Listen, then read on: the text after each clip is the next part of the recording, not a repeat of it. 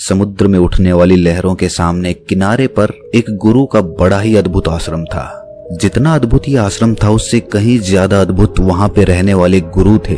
उस सन्यासी ने अपना पूरा जीवन विज्ञान और आध्यात्म के नाम पर लिख दिया था। संध्या समय पास के ही गांव से कुछ युवक उस सन्यासी के उपदेश सुनने के लिए उस आश्रम में पहुंच जाते थे। एक दिन संध्या उपदेश में एक युवक ने गुरु से एक सवाल किया। उसने कहा कि गुरुदेव, मन बड़ा ही विचित्र है।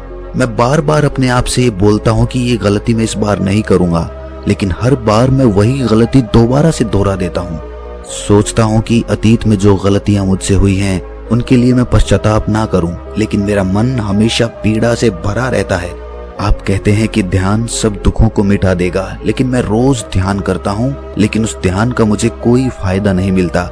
ऐसा क्यों होता है? मैं क्या करूं? कृपया करके मेरा मार्गदर्शन करिए। सन्यासी ने सबकी समस्या हल करते हुए कहना शुरू किया। उन्होंने बताया कि शुरुआती ध्यान सबसे ज्यादा कठिन होता है, क्योंकि शुरुआत में व्यक्ति के मन को आदत नहीं होती है।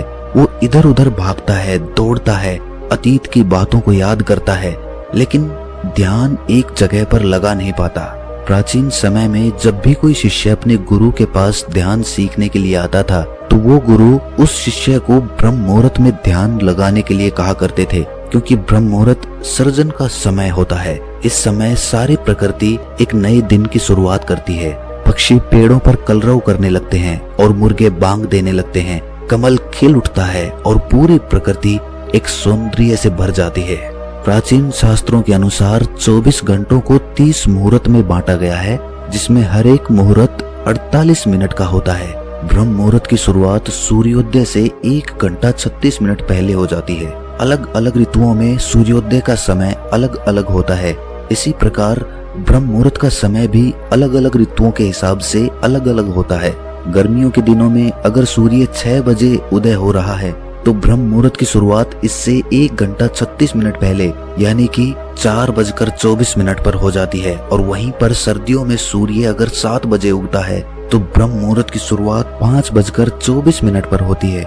आसान भाषा में अगर बात करें तो 4 बजे से 6 बजे का समय ब्रह्म मुहूर्त का ही समय होता है। ये वो समय होता है जब मंदिर के पट खुल जाते हैं, ऋषि मुनि नदियों में स्नान करने के पश्चात ध्यान साधना में लीन हो जाते हैं। यही वो समय होता है जब कमल भी खिल उठता है, मंदिर के पट खुल जाते हैं। चलिए विस्तार से समझते हैं कि इस समय हमारे शरीर में क्या बदलाव आते हैं। आयुर्वेद का कहना है कि मनुष्य का शरीर 3 ऊर्जाओं से यानी कि 3 दोषों से बना होता है, वात, पित्त और कफ। यही तीनों ऊर्जाएं हमें पूरी तरह से संचालित करती हैं। अगर इन दोषों का संतुलन हमारे शरीर में बिगड़ने लगता है, तो हम तरह तरह की बीमारियों से ग्रस्त हो जाते हैं। इन तीनों में से सबसे मुख्य ऊर्जा होती है वात की। वात का संतुलन बिगड़ने से हमारे शरीर में 80 तरह की बीमारियां पैदा होती हैं। पित्त का संतुलन बिगड़ने से 40 और कफ का संतुलन बिगड़ने से 20 तरह की बीमारियां जन्म लेती हैं।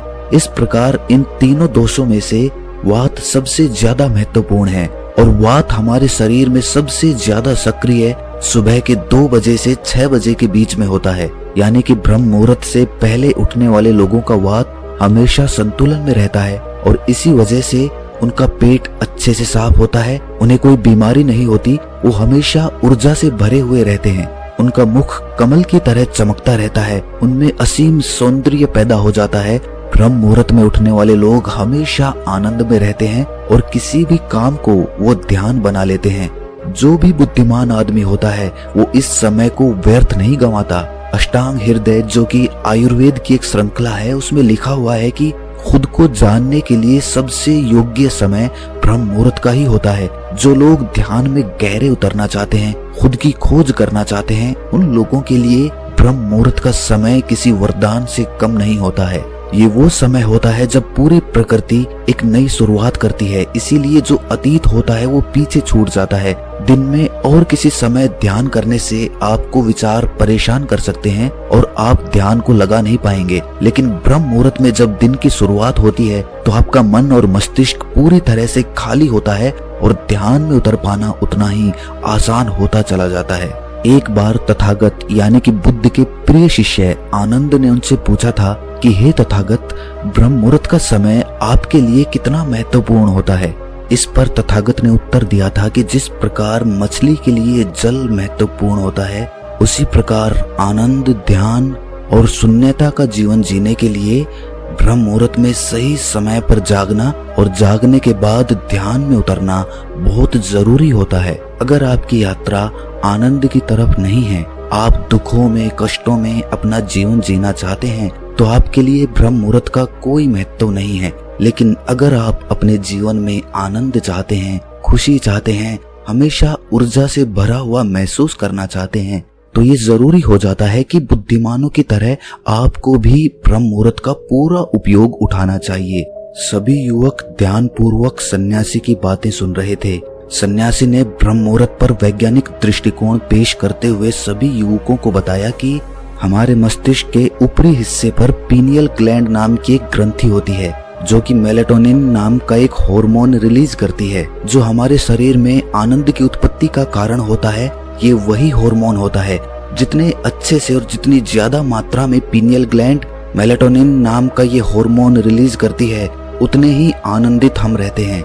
लेकिन जैसे ही हम सूर्य के संपर्क में आते हैं, ये मेलेटोनिन नाम का हार्मोन अपने आप नीचे गिरना चालू हो जाता है। और इसी वजह से जो लोग देरी से उठते हैं, अक्सर ऐसे लोग बिना कोई कारण ही तनाव में रहते हैं। उन्हें खुद समझ में नहीं आता कि उनके अंदर तनाव किस बात का है। छोटी छोटी बातों पर गुस्सा आना, चिड़चिड़ापन, ये सारे स्वभाव उनके अंदर पाए जाते हैं। शरीर और मन मस्तिष्क की ये सारी प्रक्रिया मेलेटोनिन नाम के हार्मोन का पीनियल ग्लैंड द्वारा ठीक से रिलीज ना हो पाना, इसी के कारण कुछ इंसानों का स्वभाव ऐसा हो जाता है। ब्रह्म मुहूर्त के बाद का मुहूर्त समुद्रम नाम से जाना जाता है, जिसमें शरीर और मन की मूवमेंट होती है।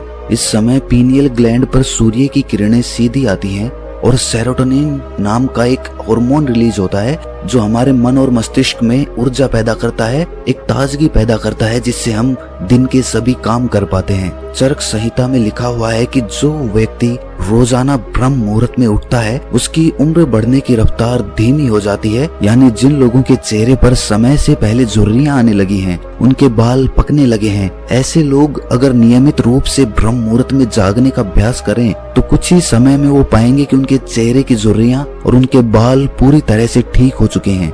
एक युवक ने सन्यासी से सवाल किया कि गुरुदेव, कुछ लोग ब्रह्म मुहूर्त में नहीं उठ पाते हैं, ऐसे लोग किस प्रकार ब्रह्म मुहूर्त में उठने का अभ्यास कर सकते हैं? कृपया करके उसके बारे में मार्गदर्शन करें।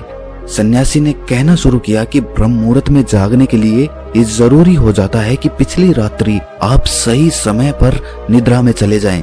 अगर आप सही समय पर नींद नहीं लेंगे, तो आप ब्रह्म मुहूर्त में पूरी ऊर्जा के साथ नहीं उठ पाएंगे। आप ब्रह्म मुहूर्त में उठने के बाद भी थका थका महसूस करेंगे, आपको नींद आएंगी, झपकी आएंगी और आप पूरी तरह से ध्यान नहीं लगा पाएंगे। इसीलिए जरूरी हो जाता है कि ब्रह्म मुहूर्त के समय का पूर्णतः उपयोग करने के लिए आप योग निद्रा का अभ्यास करें। योग निद्रा में नींद गहरी होती चली जाती है और कुछ ही समय में आपकी नींद पूरी हो जाती है।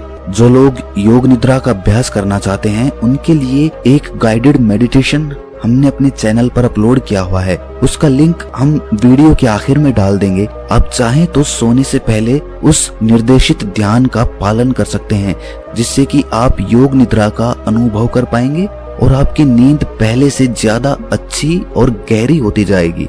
युवक ने अगला सवाल पूछा कि गुरुदेव, ब्रह्म मुहूर्त में किस प्रकार की दिनचर्या का पालन करना चाहिए? सुबह उठते ही सबसे पहले क्या करना चाहिए और किस प्रकार ब्रह्म मुहूर्त के समय का पूरी तरह से उपयोग करना चाहिए? सन्यासी ने सबको चेतावनी देते हुए समझाया कि जितने भी योगी महात्मा होते हैं, सन्यासी होते हैं, वो ब्रह्म मुहूर्त में स्नान और शौच इत्यादि करने के बाद सीधा ध्यान में बैठते हैं, क्योंकि इस समय ध्यान करना सबसे आसान होता है। विचारों का भटकाव सबसे कम होता है, क्योंकि इस समय दिन की शुरुआत हो रही होती है, नया सृजन हो रहा होता है। इस समय पूरा वातावरण शून्यता से भरा होता है। तो इस समय 15 मिनट का किया हुआ ध्यान पूरे दिन में 2 घंटे किए हुए ध्यान के बराबर हो जाता है। आप सिर्फ 15 मिनट ध्यान करने के बाद वही अनुभव कर पाएंगे जो एक योगी, जो एक सन्यासी, जो एक महात्मा, जो एक गुरु गहरे ध्यान में जाने के बाद अनुभव करता है।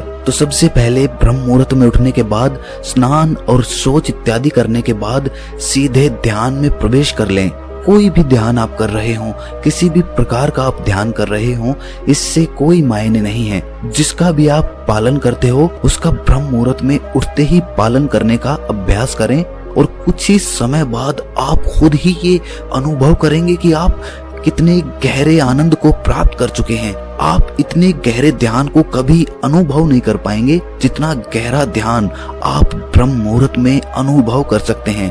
जिन लोगों ने ध्यान की यात्रा की सिर्फ शुरुआत की है या फिर जो शुरुआत करना चाहते हैं, उनके लिए तो ब्रह्म मुहूर्त बहुत ही वरदान साबित होगा। सन्यासी ने चेतावनी देते हुए बताया कि कुछ लोग ब्रह्म मुहूर्त में जागने के बाद भी उस समय का सही उपयोग नहीं करते हैं। कुछ लोग अपना मोबाइल फोन यूज करने लगते हैं तो कुछ लोग किसी से बातें करने लगते हैं। लेकिन इस समय अगर आपका टहलने का मन हो रहा है ध्यान करने के बाद, तो आप अपने चप्पल या जूते निकालकर हरी घास पर घूमें। इससे आपकी त्वचा और आपकी आंखों को बहुत ही लाभकारी फायदे मिलेंगे।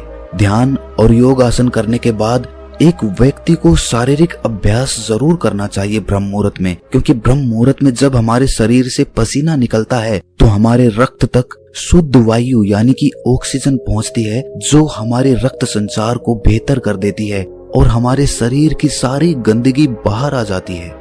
शारीरिक अभ्यास करने के बाद आप पूरे दिन चुस्त रहेंगे। आप बिल्कुल भी आलस्य नहीं करेंगे, थका थका महसूस नहीं करेंगे। जिससे भी मिलेंगे जिंदा दिली से मिलेंगे। लोग खुश हो जाएंगे आपके पास बैठकर, आपसे बातें करके लोग मंत्रमुग्ध हो जाएंगे। और यही सफलता का सबसे बड़ा मंत्र होता है। जो लोग सुबह उठकर ध्यान और शारीरिक अभ्यास मात्र कर लेते हैं, वो जीवन में बड़ी से बड़ी उपलब्धियां हासिल कर सकते हैं। आखिर में सन्यासी ने सभी युवकों को समझाते हुए कहा कि ब्रह्म मुहूर्त का समय हमारे जीवन का सबसे कीमती समय होता है। इसीलिए इस समय को दूसरी गतिविधियों में बर्बाद मत करो। इस समय को तुम अपनी आध्यात्मिक और मानसिक उन्नति के लिए बहुत अच्छे से इस्तेमाल कर सकते हो और इसका सदुपयोग कर सकते हो। इसके बाद सन्यासी सभी को प्रणाम करके वहां से प्रस्थान कर गए। तो दोस्तों, कैसी लगी ये कहानी आपको कमेंट सेक्शन में जरूर बताना, और अच्छी लगी तो इस चैनल को सब्सक्राइब करके बेल नोटिफिकेशन को जरूर प्रेस कर देना। तो मिलते हैं फिर अगली कहानी में, तब तक के लिए अपना ख्याल रखें।